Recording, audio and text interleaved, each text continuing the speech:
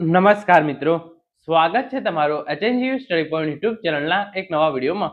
Police ભરતીને લઈને Gujarat high court દ્વારા મહત્વનો આદેશ આપવામાં આવ્યો છે, જે તમામ ઉમેદવારો માટે જાણવો ખૂબ જ જરૂરી છે. એના વિશેની વાત આપણે આજના આ વિડીયોની અંદર કરવાના છીએ. આજના આ વિડીયોની અંદર આપણે ગુજરાત હાઈકોર્ટે ગુજરાત સરકાર અને ગુજરાત પોલીસ ભરતી બોર્ડને જે આદેશ આપ્યા છે એ સાથે સાથે ઉમેદવારો માટે પણ કેટલીક અગત્યની બાબતો છે એના વિશેની વાત આપણે આજના આ વિડીયોની અંદર કરવાના છીએ. મિત્રો, HNGU study point YouTube channel દ્વારા તમને પોલીસ ભરતીની તમામ માહિતી સૌપ્રથમ અને સચોટ રીતે પૂરી પાડવામાં આવે છે. ભવિષ્યમાં પણ આવી તમામ માહિતી મેળવવા માટે એચએનજીયુ સ્ટડી પોઈન્ટ યુટ્યુબ ચેનલને અત્યારે સબસ્ક્રાઇબ કરી લેજો. તો હવે શરૂ કરીએ આજનો વિડીયો. તો તમે જોઈ શકો છો, પોલીસ ભરતીને લઈને ગુજરાત હાઈકોર્ટે આપ્યો મોટો આદેશ. 14,283 જગ્યાઓ પોલીસની જે આ નવી ભરતી આવવાની છે એ અંગે જે છે એ ખૂબ જ મોટો આદેશ આપ્યો છે. સાથે સાથે પીએસઆઈ રિઝલ્ટની તારીખ છે એ પણ જાહેર કરી દેવામાં આવી છે.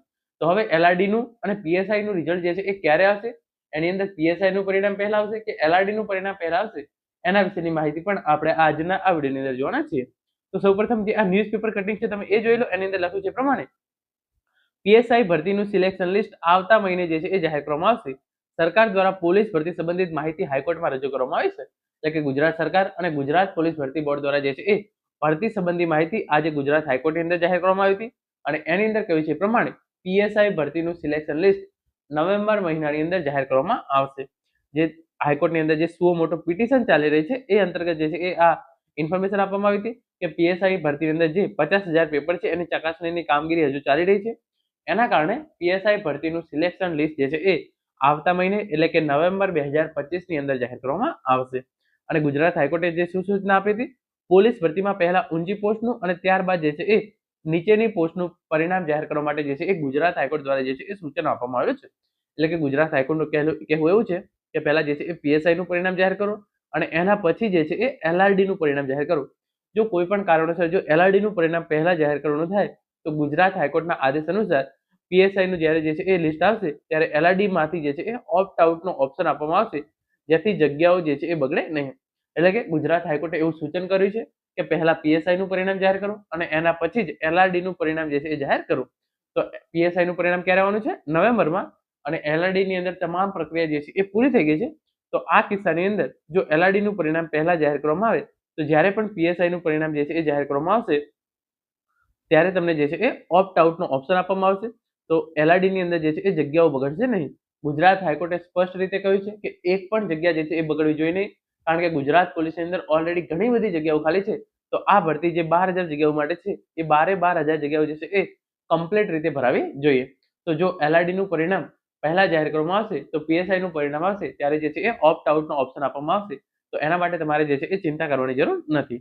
આગળ તમે જોઈ શકો છો, જેની જે છે એ બેઠક મળી હતી અને ઊંચી પોસ્ટમાં સિલેક્ટ ન થાય એનું ખબર પડે તો આ જમાનામાં રોજગારી બધાને જોઈતી હતી, તેઓ નોકરી જે છે એ જતી કરતા નથી. તો એના માટે જે છે એ ઊંચી પોસ્ટની અંદર જે છે એ પહેલા જોબ લાવો. અને સરકારી વકીલે સૂચન કર્યું હતું કે સમાન માટે જે છે એ અલગ અલગ ભરતી પ્રક્રિયા કરવામાં ના આવે.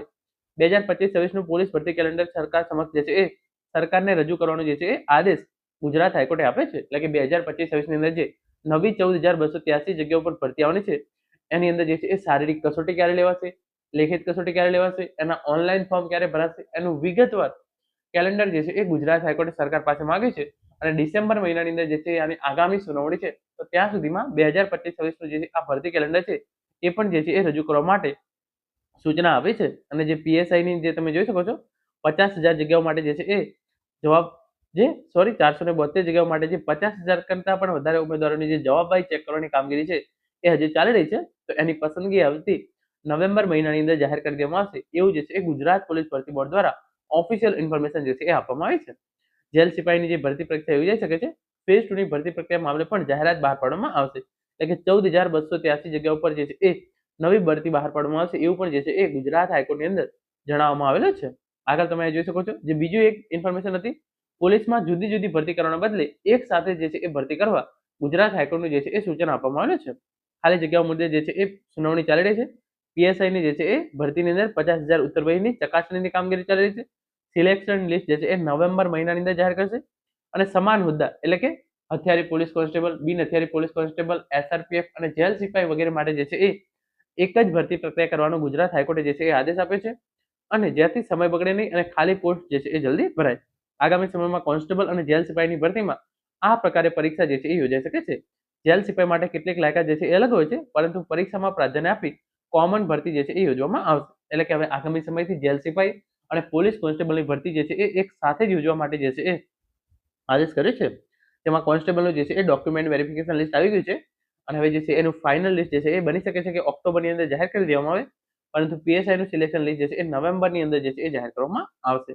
અને ખાસ ગુજરાત હાઈકોર્ટે ટકોર કરી છે કે પહેલા જે છે એ પીએસઆઈનું પરિણામ જાહેર કરો અને એના પછી જ જે છે એ એલઆરડીનું જાહેર કરો, તો જેથી જે છે એ એક પણ જગ્યા જે છે એ ખાલી પડી રહે નહીં. અને આગળ તમે જોઈ શકો છો પીએસઆઈની ભરતી સિલેક્શન લિસ્ટ જે છે એ નવેમ્બરની અંદર જાહેર કરવામાં આવશે.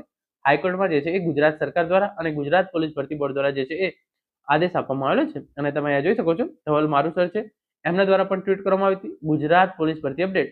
આજે ગુજરાત હાઈકોર્ટમાં થયેલી સુઓ મોટો અરજીના હિયરિંગ દરમિયાન નામદાર હાઈકોર્ટ દ્વારા પોલીસ ભરતી માટે 2025-26નું ભરતી કેલેન્ડર જાહેર કરવાનો આદેશ આપવામાં આવ્યો છે. ભરતી બોર્ડે હાઈકોર્ટમાં રજૂઆત કરી છે કે ફેઝ 2ની પોલીસ ભરતીની પ્રક્રિયા હવે આગામી સમયમાં શક્ય છે કે ડિસેમ્બર સુધીમાં જે છે એ શરૂ કરવામાં આવે. તો 14,283 જગ્યાઓ પર જે છે એ પોલીસની નવી ભરતી ડિસેમ્બર મહિનાની અંદર જે છે એ જાહેર કરવામાં આવી શકે છે. ઉમેદવારો જે છે એ તૈયારી શરૂ કરી દેજો, કારણ કે પીએસઆઈ, એલઆરડી, જેલ સિપાઈ, વાયરલેસ પીએસઆઈ અને અન્ય કેટેગરીની જગ્યાઓ જે છે એ બહાર પડે તેવા પૂરેપૂરા જે છે એ ચાન્સીસ છે. અને જગ્યાઓ કેટલી આવશે એની ઇન્ફોર્મેશન તમે અહીંયા જોઈ શકો છો. અત્યારે જે 12,000 પ્લસ જગ્યાઓ પર જે છે એ ભરતી પ્રક્રિયા અત્યારે ચાલી રહી છે અને નવી 25,660 જગ્યાઓ જે છે એ ભરવાની છે. અને તો એની નવી 14,283 જગ્યાઓ પર જે છે એ ભરતી પ્રક્રિયા ડિસેમ્બરની અંદર શરૂ કરવામાં આવશે અને સપ્ટેમ્બર 2026 સુધીમાં આ નવી ભરતી છે એને પણ પૂરી કરી દેવામાં આવે એવું ગુજરાત હાઈકોર્ટ દ્વારા જે છે એ જણાવવામાં આવે છે. તો ઇન શોર્ટ જે સુઓ મોટો પિટિશન દાખલ થઈ હતી એનું પહેલું પરિણામ છે કે પીએસઆઈનું જે રિઝલ્ટ છે એ નવેમ્બર મહિનાની અંદર જે છે એ જાહેર કરી દેવામાં આવશે એવું ગુજરાત પોલીસ ભરતી બોર્ડ દ્વારા જે છે જણાવવામાં આવ્યું છે. એના પછી ગુજરાત હાઈકોર્ટે પહેલા એવું કહ્યું કે પહેલા પીએસઆઈનું પરિણામ જાહેર કરો અને એના પછી જ એલઆરડીનું પરિણામ જાહેર કરો, જેથી એક પણ જગ્યા જે છે એ ખાલી પડી રહે નહીં. અને ત્રીજી વાત એ બની કે જે નવી 14,283 જગ્યાઓ પર ભરતી આવવાની છે એની જે છે એ જાહેરાત ડિસેમ્બર મહિનાની અંદર કરવામાં આવશે અને આ ભરતી પ્રક્રિયા જે છે એ સપ્ટેમ્બર 2026 સુધીમાં પૂરી થઈ જાય એનું ધ્યાન રાખવા માટે ગુજરાત સરકારને જે છે એ ગુજરાત હાઈકોર્ટ દ્વારા આદેશ આપવામાં આવેલો છે. તો મિત્રો આ હતો આજનો વિડીયો, જેની અંદર આપણે ગુજરાત પોલીસ ભરતીને લઈ ગુજરાત હાઈકોર્ટ દ્વારા ખૂબ જ મોટા ચુકાદા આપવામાં આવે છે એની વિગતવાર ચર્ચા કરી છે. આશા રાખું છું આજનો વિડીયો જે છે એ તમને ચોક્કસથી ઉપયોગી થશે. Thank you so much for watching.